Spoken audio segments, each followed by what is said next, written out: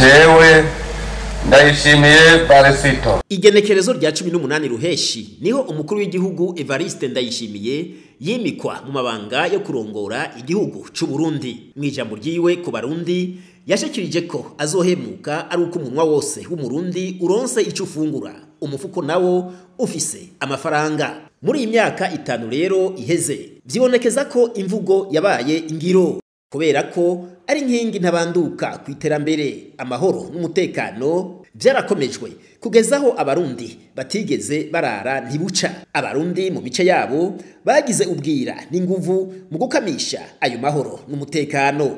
Abene gihugu barahimirijwe ku kivi, barakura amaboko mu mpuzu bijukira uburimyi n'ubworozi. Aho umukuru w'igihugu Evariste Ndayishimiye akaba yarazanye impinduka muri ico gisata biciye mu guhimiriza abarundi mu gushira amatongo hamwe bakarimira rimwe igitegwa kimwe hakoreshejwe ifumbire ya kijambere baronswa ku giciro kitavuna, bakongera bagasarurira rimwe. Ivyo vyatumye umwimbo w'ibitegwa mbumbarugo wiyongera, gutyo umunwa wose uraronka ico ufungura.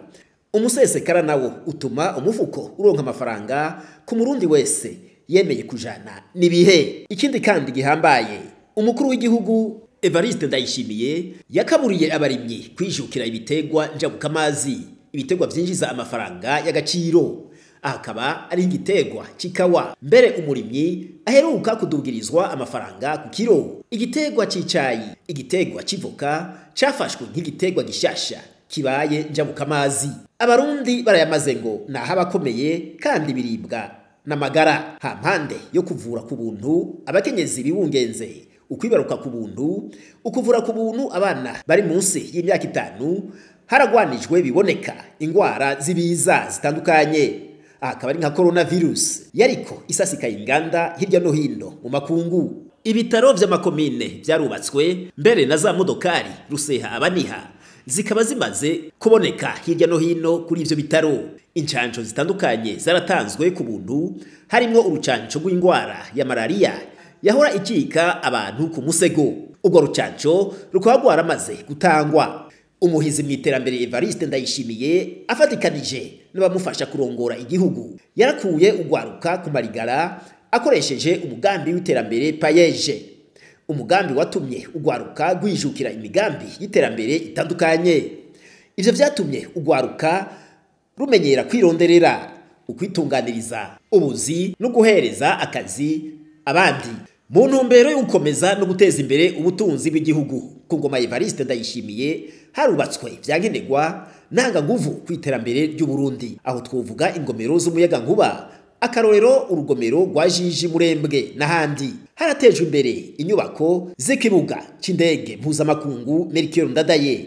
Harasanurwa ikivuko c'ikiyaga Tanganyika. Gucukura ubutare ni kimwe mu bikomeye ku gihagararo c'ubutunzi bw'igihugu, ari naco gituma umukuru w'igihugu yahinyanyuye amategeko agenga igisata cyo gucukura ubutare mu ntumbero yo kuvyaza umusaruro. Gutyo bagwiza tunga mpuzamakungu bazanye imitahe yabo muri ico gisata bunguke, ariko igihugu naco kidahomvye ivyaco. Mu gukomeza ubutunzi kugira ngo uruja n'uruza rw'ibidandazwa rubandanye rukomera, amabarabara atari make yarasanuwe, ayandi nayo aracibwa. Muri iki kiringo c'imyaka 5 umukuru w'igihugu Evariste Ndayishimiye amaze aramutswa u Burundi, haratunganijwe inyubako z'akamaro rusangi zitari nke. Aho twovuga inyubako z'ibiro ku ndongozi zitandukanye, ingoro y'amanama mpuzamakungu mu gisagara ca Bujumbura, ibigo vy'inyigisho zitandukanye. Aha twovuga nk'ikigo c'irusi muri komine Shombo y'intara nshasha yagutse ya Gitega. Ico kigo cakira abaje gutsimbataza ubuhinga bize mu mashuri atandukanye. Aha ntitwokwibagira kuvuga kandi isubirwamwo ry'ikibuga c'umupira w'amaguru citiriwe Intwari, gutyo kija ku gihagararo cyo kwakira inkino mpuzamakungu. Mu gisata c'intwaro ibereye n'ubutungane, umukuru w'igihugu Evariste Ndayishimiye yarerekanye ubwira bwo kugwanya bakaboko, kugwanya ibiturire n'abonona itunga rusangi. Harashizweho abahuza bo ku mitumba mu ntumbero yo kugabanya imanza ziturwa mu masentare, gutyo bene gihugu boroherezwe kuguma ku kivi. Amategeko ajanye n'ingene imanza ziburanishwa yarahinyanyuwe. Ubu mu manza zicese mu masentare umucamanza umwe rudende niwe afata ingingo. Ivyo bikaba vyafashwe nk'uburyo bwo kugwanya ibiturire vyari bizingamitse ubutungane kugira ngo abarundi bose baje ku kivi c'iterambere atakangonongono. Umukuru w'igihugu Evariste Ndayishimiye yari haye intumbero yo guhuza abanyepolitike kumbona kazoza y'iterambere y'igihugu. Imbona kazoza ivuga iti Uburundi bwifashe mu mwaka w'2040, Uburundi buteye imbere mu mwaka w'2060. Gutyo abanyepolitike hagushira imbere ukugwanya imigambi ya leta baterera umuganda kuri iyo mbona kazoza no kwiterambere rirama ry'igihugu. Mbere ivyo bikaba vyatumye hibonekeza icuka ciza mu bibano y'abene gihugu na cyane cyane ugwaruka. Ni naco gituma amakoperative y'ugwaruka ruhurikiye mu migambwe itandukanye yibonekeje hirya no hino ku mitumba y'igihugu. Gutunganya gushasha politike y'intwaro kiri mu bikomeye bishasha vyakozwe muri ikiringo c'imyaka 5 irangiye President Evariste Ndayishimiye aramutswa Uburundi.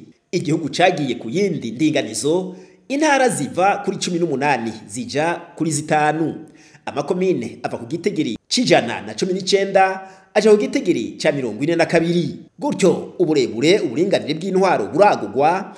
Ivyo bikaba bigiye gufasha gutunganya iterambere ry'igihugu ataburyo bushwiragiye. Iterambere ry'igihugu ntirishoboka mu gihe igihugu aragati kirebanga mu makungu. Naco gituma muri imyaka 5 iheze President Evariste Ndayishimiye yagize umurindi ukomeye mu gukomeza ubucuti hagati y'u Burundi n'ibindi bihugu.